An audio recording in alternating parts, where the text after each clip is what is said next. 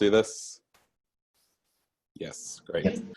Yep. So as we talked a lot about kind of the origins of Parking Day, but this is part of some of the work that the Civic Design Center does around reclaiming public space. We have several publications now that kind of focus on this work, and there's a lot of great information and things like that to peruse through on our website. This is just another example of kind of some reclaiming public space work.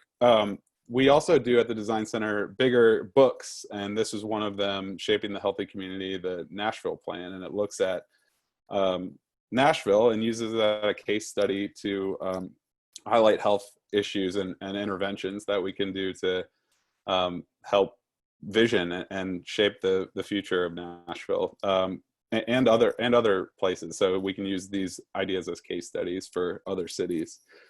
This is the pedestrian bridge that goes from downtown to Napier-Sudacombe over the interstate. And this was a rendering that came out of Shaping Healthy Communities. And this is just an example of some of that reclaiming public space visualization type work. And this is kind of how it can make an impact. So this was through a partnership with the Public Works and Nashville's Metro government to create these types of public spaces and looking at underutilized public spaces and how we can make them better.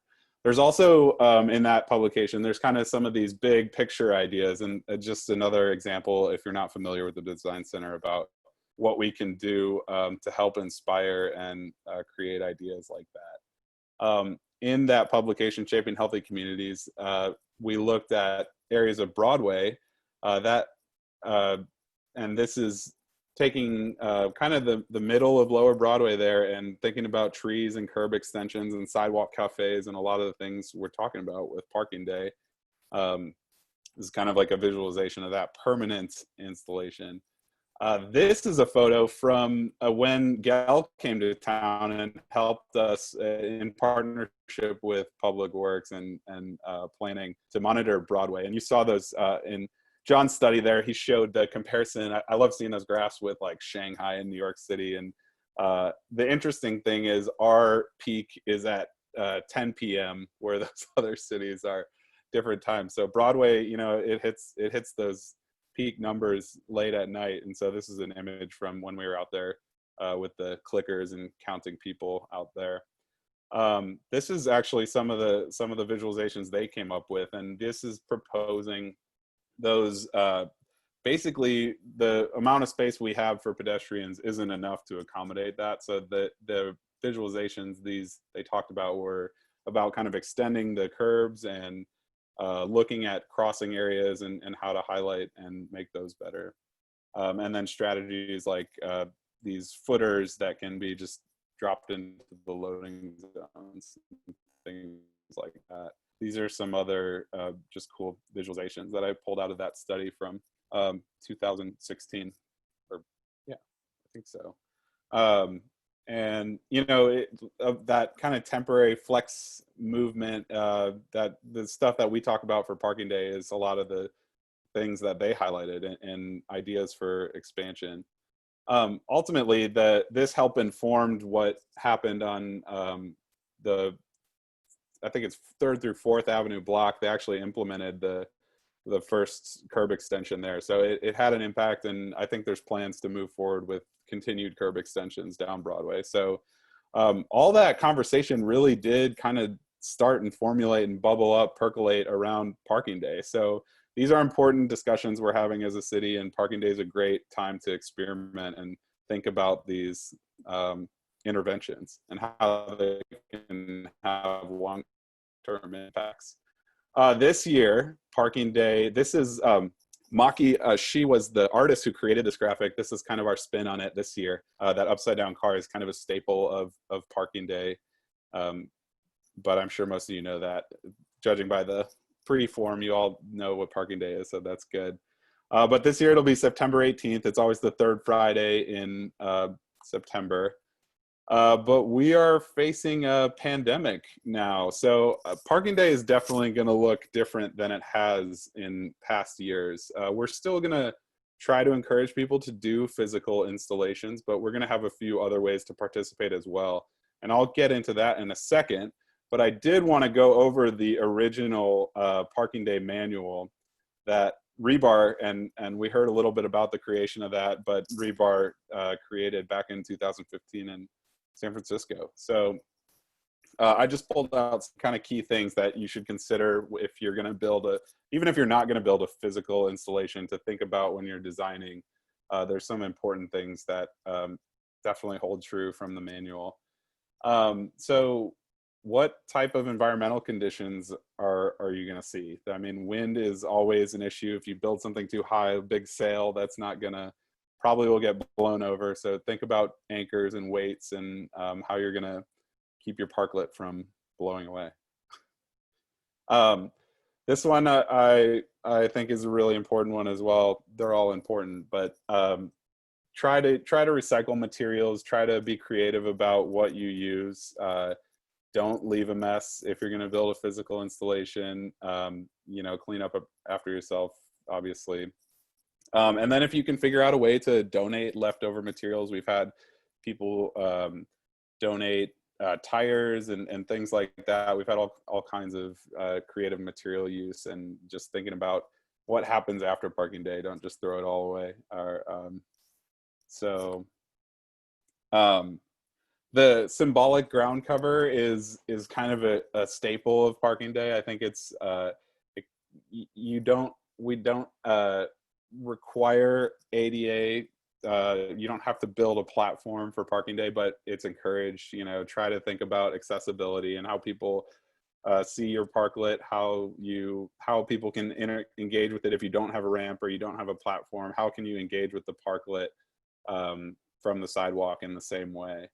You know, shade, being in Nashville and in September, we know it gets hot, but so shade can be complicated, and it's important to think about those other things like wind and the conditions when you're building these, but shade is good and seating is good.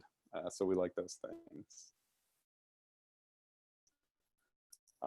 This is from that blog post, and it's fun when John shows that image, and I think back to the manual, and how, you know, this was the first parklet ever created, but they even in that initial parklet, they had those delineators with the little rope. So, you know, figure out a way to separate, even if it's more representational like this rope, but, you know, the people have built walls between the street and all kinds of trees, all kinds of creative ideas for the barrier or space that divides the street from the parklet. Signage so when you go to sign up, you can download the whole manual, but it says in there that it's important to explain what you're representing and what you're advocating for as part of it. And so, you know, like try to explain through signage and other ways. We anticipate you'll be out there with your parklets, so you can also explain that too, but it helps to have, you know, signage that people can understand. In Nashville, this is about a typical parking spot. So 20 by 7 or 8 feet. Some are up, I think there's some that are up to 22 feet long, and some are maybe even shorter than this one. I don't think there's many that are, you know, if they're parallel and marked, they're probably not shorter than 20, but there could be. So it's important to know these numbers, but also when you decide on a location, you should definitely go out and see it with your own eyes, take measurements, record, see. And this also goes to figuring out kind of what are people doing around your parklet or around your spot, and how are they going to engage with your parklet on Parking Day. These are just some pictures from over the years. You know, some people get out there pretty early. I think people have gone as early as like 4 a.m. I know we have. So, you know, it's kind of fun. It's a moment when you're out there and you're the only one there and you're building. But these installations have gotten pretty cool over the years. There's this, I like this one because those trees, buffers, and the bushes and all that stuff. It feels like a park. There's another one of those sculptures. This one, I love this image because it's kind of become like, if you Google parklet, like this comes up on several search engines and things like that, or parking day. You got to have, well, you don't have to, but Music City, obviously, if you do it here in Nashville, some people like to put on a show, literally. I love this one. It's just fun. Balloons. A lot of cool inspiration. Oh, this one was a fun one. I think Bridgestone actually did this one. And it was just, you know, thinking about stacking tires to create that barrier in the wall and the seating and all that stuff. Excuse me. But like using the tires to frame out the parklet. I think those wood chips were pretty tough to clean up, but this one was fun. Over in Cummins Station, they had the shade element was carried by balloons. So, I mean, maybe not the most stationary, but definitely interesting and visual, and had a height.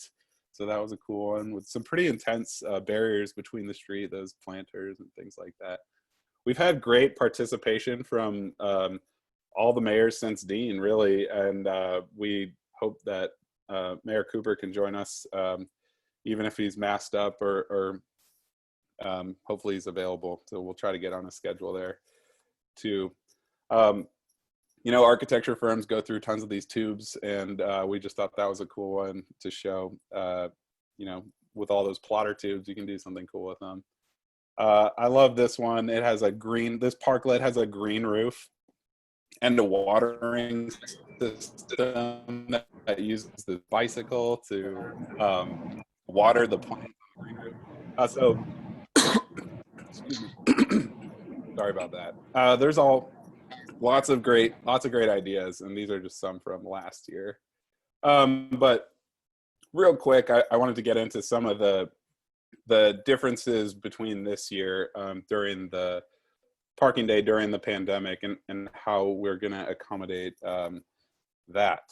So we are going to offer a little, obviously we will help permit the traditional parking day installations. So if you want to move forward with that, we'll talk more about that in a second, but we're going to offer a few virtual options to participate. So you might not have to actually, if you're not comfortable being out there physically and you want to design something and submit, you can do it that way as well. So one of the first challenge I want to highlight is the Barklet challenge. So a Barklet is kind of a version of a parklet that's focused on pet ownership.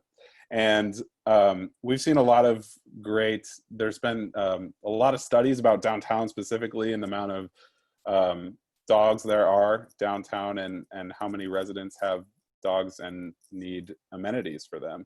So this kind of looks at, you know, that urban core, and if there's opportunities to create, you're also welcome to create a physical one as well, but we are gonna do this virtual Barklet challenge. So there'll be more criteria on the website that kind of outlines each of these challenges, but I just wanted to briefly go over kind of the big picture and what this is about. So you can see some of these fun little, there's a watering station here, there's little ties for tethering rings, and public engagement is always welcome, obviously, but that's those are kind of like, this is an example of a Barklet, and how you might be able to participate that way. We're also thinking about the coming and long-term permitting of scooters in Nashville. So there will be I think 6 total operating scooter companies they're going to be legally permitted in Nashville as part of the future of these micro-mobility companies. So this is kind of an idea that sprung up last year, and I think Nora's on the call, but Walk Bike kind of set the bar pretty high for those types of installations. They created a whole bike lane down Commerce, which actually it helped explore the idea about that bike lane, and it's actually there now. So that's pretty cool to see that come full circle. But you know, parklets are good places to like dock these. If you think about these in more long-term installations, it's interesting to think about how they could be these corrals for scooters and how it kind of transitions to the sidewalk and things like that. So we're going to talk about that challenge. Then we're also just going to allow virtual submissions. You don't have to be in Nashville to participate in this. So if you're in New York or anywhere else, we're welcoming digital submissions. The key this year is we're going to ask for a 1-minute video with your submission, whether it's in a physical parklet or a virtual one. So you can make a fun little video, and then it will help maybe get you a Golden Cone Award, which I will talk about in there in a second. So this is an image from the health guidelines we put together, which will be available on the Design Center website.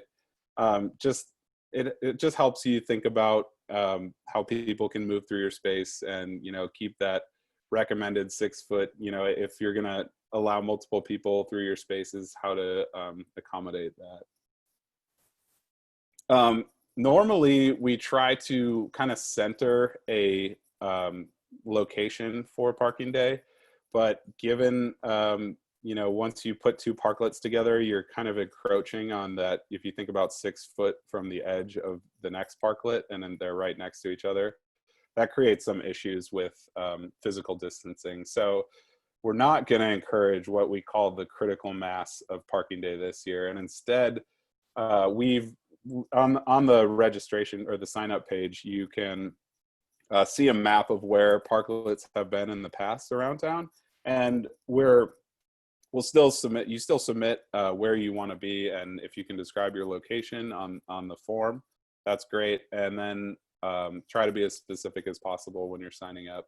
But we will say, if there's somebody right there, if there's somebody and you want to be right next to them, think about at least 1 space buffer between. So there might actually end up being a bunch of parklets on the same street, but we're going to try to encourage that buffer zone around parklets this year. And we really want you to think about this, what we're calling this partner strategy. So if you choose downtown or wherever you choose, if there's a business or restaurant or a gym or something that is, confined by the health guidelines that the city has put out, is there an opportunity to partner with them and move out into the street, even if it's for longer than the day? So if you find a partner that is in a location that you really think this is a great idea, on the form, there's an option to talk about that partner strategy, and we can help you kind of go through that. And if you want to permit it longer than just parking day, we can help with that too, and try to think about a lot of what John talked about.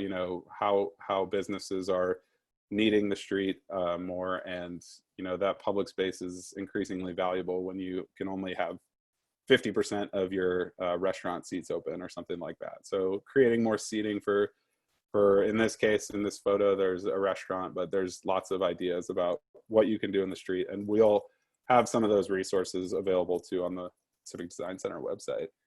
And then along those lines, if you do want to go to that longer term, the longer term parklet option, we can help you go through the parklet application that Planning and Public Works have put together. So we'll try to help you go through that to implement a longer term installation than just parking day. This is just what it looks like on our new website. So excited for you all to see that as well. Just so you know what it looks like when you get there. This is typically the agenda for parking day. We say setup starts at 7 a.m. You can get there. People have gotten there earlier. We are going to ask some people to judge who are either have been judges before or we think they're qualified to be a judge. Well, we hope to get the mayor out there per usual, and then we usually clean up by 5 and then be done around 6 o'clock that Friday. Historically, these have been some of the Golden Cone Award winning categories. So overall creativity, engagement, informative, best use of space, wow factor, sustainability, and then protected and comfortable. We've changed, these have altered over the years, and there's been other categories added and taken away. And with the challenges this year, we anticipate there'll be probably a golden cone for each of those challenges. And then we usually have some fun kind of superlatives as well. So depending on interest. So then we get to the Golden Cone Award. So this is the celebration of Parking Day. This this happens every year, potentially a few weeks anytime. This year, Golden Cone Awards will be in October, because we're hoping to have an in-person event actually in Church Street Park itself.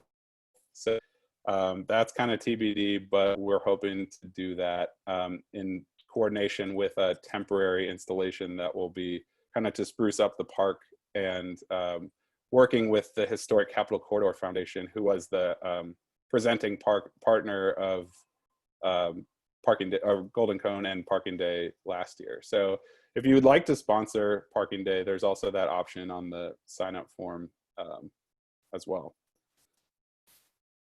So we've moved Golden Cones to several locations around town. We did it at the office a few times and really spruce it up with some fun gold things. Last year it was at the Hermitage Hotel, which was really nice. Nice space to host it there. There's our winner, Ron the veteran. And then you get a cool trophy that we make if you win. And this year, we were talking about how we can accommodate the people for, you know, if you're not physically here, how we're gonna engage those people who are participating potentially from all around the world. So we'll think more about that virtual Golden Cone.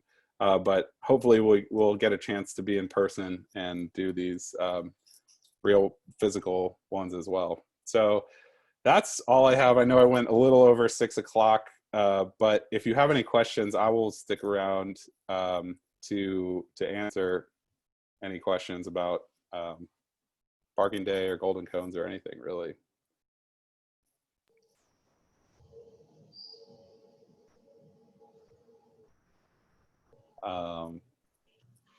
Cool.